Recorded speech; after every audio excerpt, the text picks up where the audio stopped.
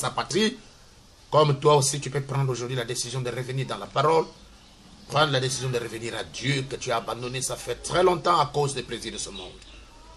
Les mains de l'Éternel sont toujours ouvertes pour te recevoir si vous revenez vers lui.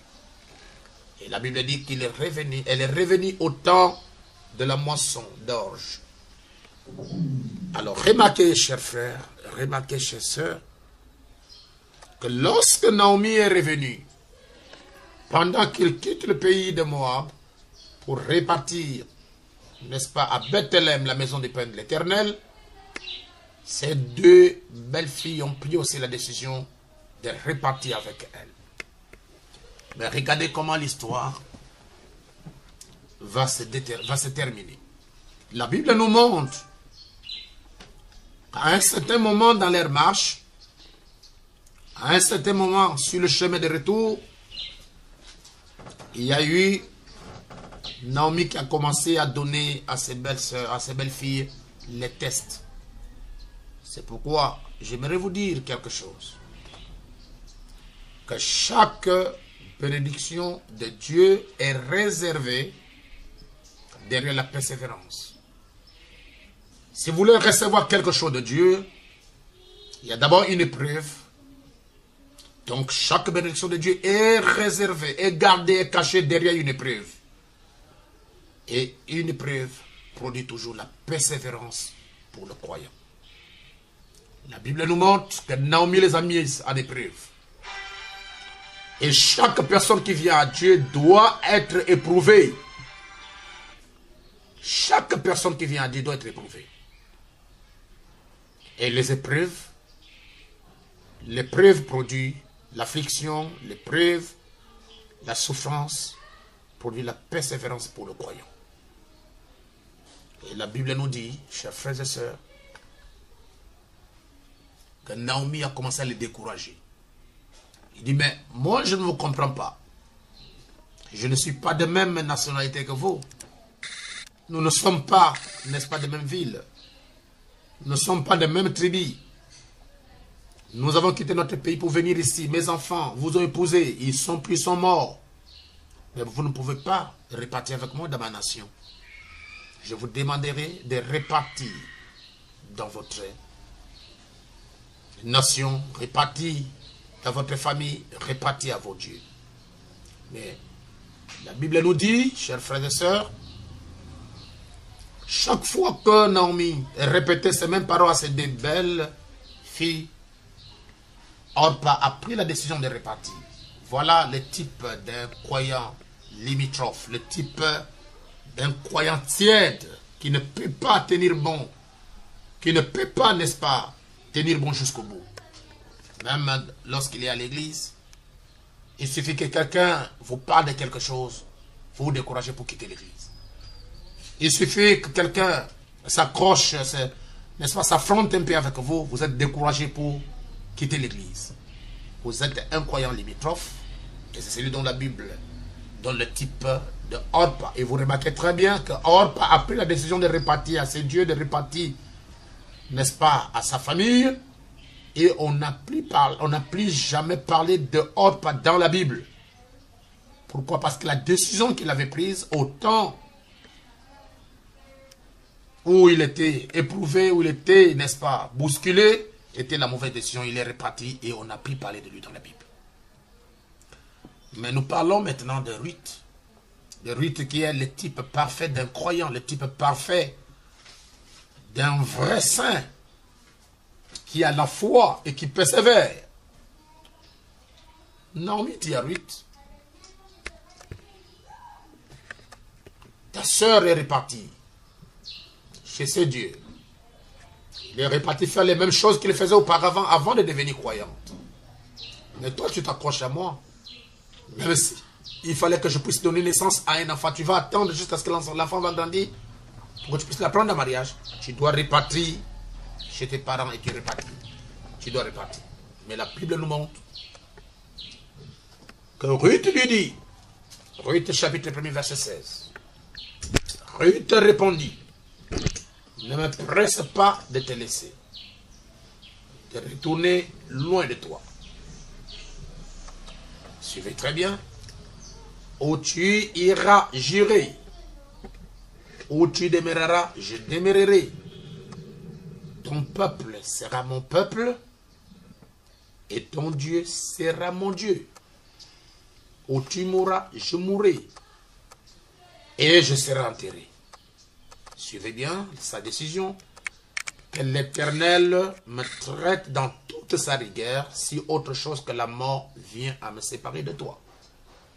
Qu'est-ce que nous pouvons retirer ici comme une leçon en rapport avec notre sujet? C'est la persévérance. Si vous persévérez devant une épreuve, devant l'attaque, devant une difficulté, vous persévérez, vous restez ferme, vous résistez, vous persistez, vous restez catégorique, intact dans ta position du croyant, il y a une récompense qui vous est réservée.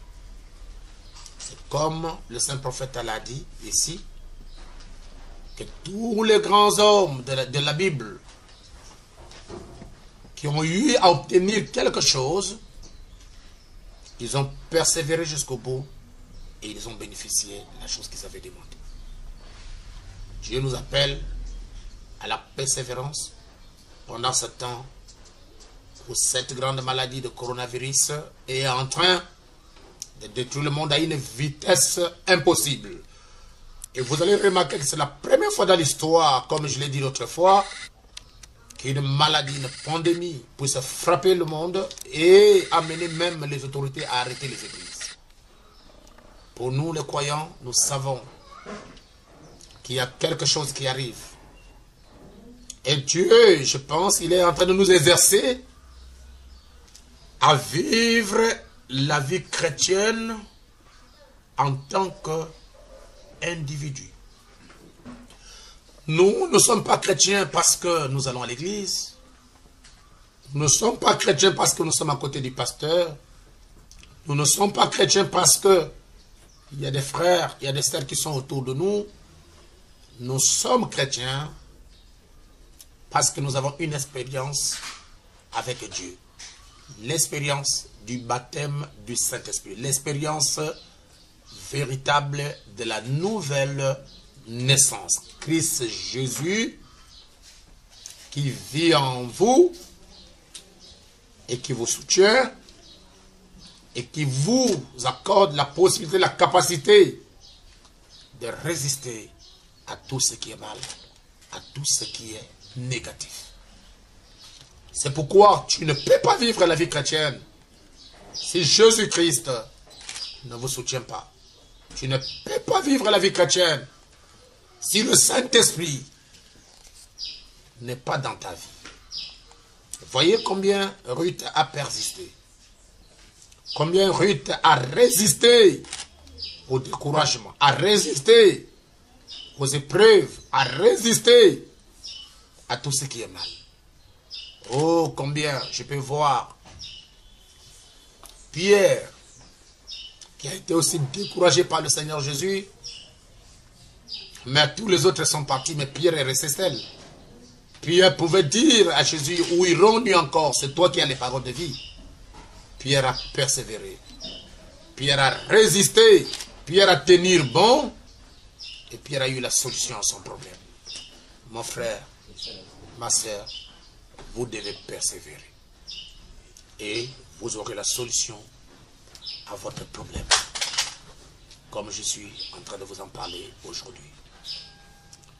La Bible nous montre la persévérance de Ruth l'a mené à épouser Boaz. La persévérance de Ruth l'a amené à s'attacher à Naomi. Or, c'est Naomi qui détenait le secret de la rédemption, qui gardait le secret, n'est-ce pas, de la rédemption. Et aujourd'hui, les gens disent que nous n'avons plus besoin des pasteurs. Nous n'avons plus besoin des prédicateurs. Nous devons, n'est-ce pas, rester avec les bandes. Nous devons continuer avec les bandes. C'est très bien. de continuer avec les bandes. C'est très bien de rester avec les bandes. Nous restons avec les bandes. Nous écoutons les bandes. Parce que la voix qui est parlée dans les bandes, ce n'est même pas la voix de Frère Branham, c'est la voix de Dieu au travers des noms. Nous disons merci à ça. Mais vous n'oubliez pas que la Bible dit aussi, étant monté au ciel, Dieu a fait les dons aux hommes, les uns comme apôtres, comme évangélistes, comme docteurs, comme pasteurs pour le perfectionnement des saints. Et quand vous allez dans la brochure question-réponse numéro 2, le prophète dit là-bas que les bandes seules, les bandes n'amèneraient pas les gens à la perfection. Parce que la perfection est en Christ, la perfection est dans la parole entière. Et cette parole entière nous parle des 5 ministères. Nous en parlerons prochainement, chers frères, sur l'histoire des bandes. Nous remercions Dieu pour avoir autorisé le prophète à rester les bandes, et ça nous permettrait de nous aider. Mais nous parlons de la persévérance des saints. Comment un homme peut-il persévérer s'il n'a pas de but à atteindre? Ruth avait un but à atteindre. Elle a persévéré. Elle a écouté le conseil du guide qui était Naomi. Et le guide l'a conduit sur le champ de la rédemption. Et Ruth a été unie, mariée à Boaz, qui est le type de Jésus-Christ. Ruth a reçu, n'est-ce pas, la 7e mesure de bleu, parce que quand vous regardez l'histoire de Ruth, on a récompensé, on a donné à Ruth la récompense de 6 mesures de bleu. Mais lorsque Ruth a identifié là où Naomi, n'est-ce pas, lui avait dit que Boaz passerait la nuit, ce geste, ce dernier geste de Ruth l'a amené, n'est-ce pas, au mariage. Et aujourd'hui, quand nous sommes dans la parole de Dieu, ce que nous désirons avec le Seigneur, ce n'est pas simplement d'être membre d'une église, ce n'est pas simplement d'être membre des bandes, d'une église de bandes, mais c'est de recevoir, n'est-ce pas, le baptême du Saint-Esprit. C'est découvrir le secret qui existe entre Dieu et toi-même en tant qu'individu. C'est cette histoire, c'est ce mystère qui va vous introduire dans le mariage. En d'autres termes, reconnaître l'œuvre du calvaire, reconnaître là où Boaz a dormi, reconnaître, n'est-ce pas, les bénédictions qui sont derrière, n'est-ce pas, l'œuvre du calvaire. Cela vous apportera, vous introduira dans le mystère du mariage. Chers frères et sœurs, alors que vous êtes en train de me suivre, je veux que ces bénédictions puissent tomber sur vous et que vous soyez persévérants.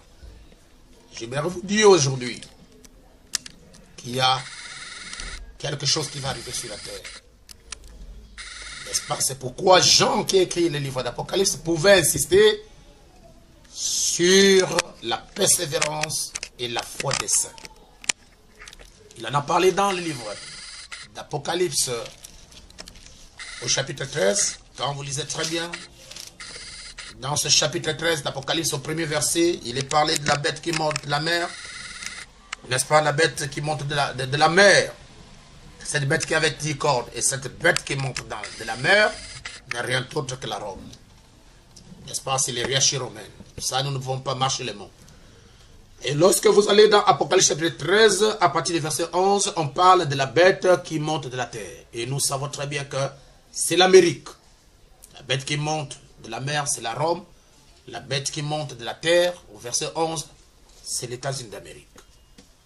Et ces deux bêtes doivent s'unir ensemble dans ce que nous appelons le conseil œcuménique. Et il donnerait le pouvoir, l'autorité, n'est-ce pas, à l'image de la bête qui est le protestantisme, en d'autres termes, les protestants, le pouvoir des protestants. Et il va unir toutes les églises évangéliques, tout ce qui existe sur la terre, pour conduire, n'est-ce pas, le monde à la marque de la bête. Et je vous dis aujourd'hui que cette histoire est déjà mise en place. Il reste juste un temps pour le déclenchement.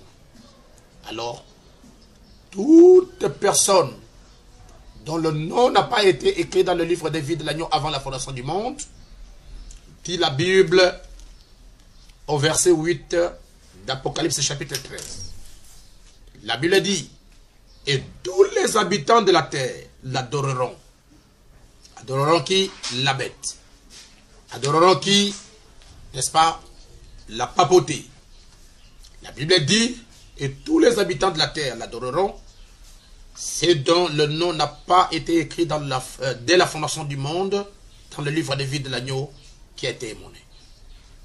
Et la Bible nous parle encore que tous les tribus de la terre, toutes les nations de la terre vont adorer la bête. Parce que tout le monde est dans l'admiration derrière la bête. Et ils adoreraient le dragon parce qu'il avait donné l'autorité à la bête. Le dragon, le diable, Satan a donné l'autorité à la bête, qui est le pape. Il adore la bête en disant qui est semblable à la bête et qui peut combattre contre elle. Donc toutes les nations de la terre vont l'adorer. C'est dont le nom n'a pas été écrit dans le livre de vie de l'agneau de Dieu avant la fondation du monde. Et tous ceux qui vont refuser de l'adorer, toute personne qui va s'opposer à l'adoration de la bête par l'image de la bête, sera persécutée. Frère, c'est pourquoi la Bible insiste sur la persévérance des saints. En d'autres termes, il y aura la persécution qui va arriver au point que les gens ne peuvent plus acheter, les gens ne peuvent plus vendre, s'ils n'ont pas la marque de la bête et le chiffre de son nom. Ce qui est en train de se passer maintenant avec la pression de l'armée, la pression des gouvernements à cause du coronavirus, va se passer très bientôt. De même que les églises sont fermées aujourd'hui et que les gens ne doivent pas aller dans les lieux de culte, je vous informe que dans quelques temps qui va arriver, les églises seront fermées. Et tous les gouvernements du monde, avec l'appui de l'armée et l'appui de la police, vont empêcher les gens de prier. Pas n'importe qui, mais l'épouse de Jésus-Christ, les saints, vont fermer les églises, ils ne vont plus prier. Ce que vous voyez aujourd'hui, la pression, n'est-ce pas, que l'armée, la police, n'est-ce pas, le gouvernement est en train de mettre sur les gens de ne pas prier et rester à la maison, c'est exactement ce qui va arriver très bientôt pour tous ceux qui ne sont pas baptisés du Saint-Esprit, ceux qui ne sont pas nés de nouveau, ils vont continuer à prier. Mais ceux qui sont nés de nouveau, ceux qui sont baptisés du Saint-Esprit, ceux qui ont reconnu le jour et leur message, ils seront contraints de ne plus prier, de rester à la maison. Et c'est juste en ce moment-là, lorsque Hérode a mis la pression pour détruire Jésus-Christ, la Bible nous montre que l'ange du Seigneur est venu à parler à Marie et a dit à Marie de sortir. Et lorsqu'ils sont venus pour tuer Jésus, Jésus était déjà dehors. Cette chose qui s'est passée lors de la première naissance de Jésus-Christ va se répéter encore. Parce qu'il y a une épouse qui va naître, qui va engendrer la parole, qui va engendrer Christ, la parole, par le véritable baptême du Saint-Esprit, la personne de Jésus-Christ dans les gens. Et Jésus marcherait dans des hommes, Jésus parlerait dans des hommes, Jésus travaillerait dans des hommes. Et ce n'est pas quelque chose qui est à venir. Cette chose-là est en train de s'accomplir maintenant. Il y a des gens qui marchent avec Dieu. Il y a des gens qui, n'est-ce pas, reflètent déjà Dieu aujourd'hui. Et la haine de ces deux personnes sont en train de se monter pour s'opposer à ces gens-là. Mais ces gens-là seront enlevés. Ce n'est pas le fait d'être dans le message qui ferait de toi, n'est-ce pas, l'épouse de Christ. Être l'épouse de Christ, c'est recevoir l'esprit de l'époux par une véritable expérience du baptême du Saint-Esprit dans le cœur. Ce n'est même pas les émotions, ce n'est même pas les sensations, ce n'est même pas les prophéties, ce n'est même pas les, n'est-ce pas, les visions, ce n'est même pas les parler en langue. Mais je parle d'une véritable expérience du Saint-Esprit par la nouvelle naissance, par un changement total dans votre vie. Cela vous introduirait, n'est-ce pas, dans le corps de Christ et vous quitterez la terre pour aller dans l'enlèvement. Chers frères et sœurs, je ne saurais, n'est-ce pas, terminer ceci pour vous donner le conseil. Pourquoi? Parce que nous avons remarqué, j'ai remarqué que ceux qui se disent les frères du message sont dans une grande distraction. Ils ne savent même pas qu'est-ce qui va arriver et qu'est-ce qui est en train d'arriver. Le messager dit dans la brochure, reconnaître votre jouissance jusqu'à ce que Joseph est venu au monde. Et la seule manière de persévérer, c'est de rester debout dans la promesse, de rester debout dans la parole, de rester ferme dans votre foi, de rester ferme dans ce que Dieu t'a promis. Si vous persévérez, vous allez... Il y aura certaines personnes à cause de la souffrance de coronavirus, c'est dans d'autres nations. Ces fléaux, ces problèmes qui sont arrivés, qui sont en train d'arriver sur la terre, ce sont des choses qui ont été prédites par les prophètes. Le prophète appelle ça les jugements de Dieu pour ces derniers jours. Et vous allez remarquer que la plupart de toutes les grandes nations du monde sont frappées par des maladies. Pourquoi? Parce qu'ils sont allés au-delà de ce qui est écrit.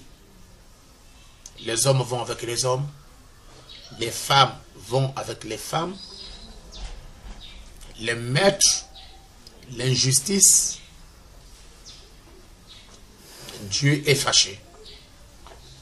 Mais, je vous ai dit dans la Bible, le livre de Job, chapitre 33, verset 23, Dieu avait besoin d'un ange intercesseur.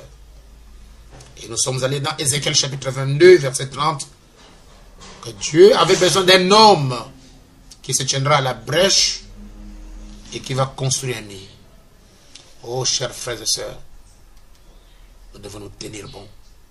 Nous devons persévérer, rester dans la parole, tenir bon jusqu'au bout. Toutes ces choses passeront. Les maladies vont passer. N'est-ce pas? L'économie va passer. Les biens matériels vont passer. L'argent va passer. Même le ciel et la terre passera. Mais la parole de Dieu ne passera pas. Puisse le Dieu Tout-Puissant vous bénir en écoutant cette exhortation, cette prédication aujourd'hui sur la persévérance. Et vous devez rester dans la patrie, rester dans la parole. Même si le pasteur n'est pas là, il y a un Dieu tout-puissant qui vous garde. Parce que la parole qui est en vous deviendra une muraille pour te protéger toi-même. La parole que vous avez reçue deviendra une vie pour vous garder. C'est pourquoi nous vous demandons de rester persévérant, de tenir bon, de combattre jusqu'à ce que nous allons obtenir la victoire sur le coronavirus. Nous allons obtenir la victoire. Le coronavirus ne peut pas vaincre la parole de Dieu, parce que c'est un démon. Et chaque virus, c'est un démon. Donc ce démon qui vient avec le corona, il cherche à nuire, à détruire. Mais le Dieu Tout-Puissant nous a donné autorité sur toute maladie. Il nous a donné autorité sur chaque démon. Puisse le Seigneur Jésus-Christ, le Dieu de paix, protéger votre famille, protéger vos parents, protéger chaque frère, chaque sœur du plein évangile, protéger chaque personne qui me suit au travers du monde, protéger chaque personne qui prie pour moi. Seigneur Jésus-Christ, nous terminons ce propos, Père, et nous demandons que ta grâce se répande dans le monde entier, Seigneur. Accorde à ton peuple la grâce. Accorde à ton peuple la protection. Accorde à ton peuple la guérison. Accorde, Seigneur Jésus-Christ, à ton peuple, en ce moment où l'ennemi est en train de frapper le monde. J'aimerais que ta grâce soit sur eux et que tu les protèges et que tu les bénisses. Comme tu as besoin d'un homme qui peut tomber à la brèche, Seigneur. Un homme qui doit dresser un mur pour que la maladie ne passe pas. Je dresse le mur de la foi. Je dresse le mur de la prière, Seigneur Jésus-Christ. Oh Dieu Tout-Puissant, accorde la guérison, Seigneur, à tes enfants. Et surtout que tu les préserves sur le fil cramoisi de la rédemption, le sang de Jésus. Que tu puisses les préserver, notre Seigneur Jésus, à Goshen, le lieu de sécurité et de paix. Que tu puisses les préserver dans la 7e ville de refuge, qui est le Saint-Esprit, qui est la parole, pour qu'ils soient en paix. Oh Dieu Tout-Puissant, écoutez la voix de ton serviteur. Réponds ta grâce, dans toutes les nations où il y a l'épouse, et que personne ne soit touché. Au nom de Jésus-Christ, j'ai prié. Amen. Amen.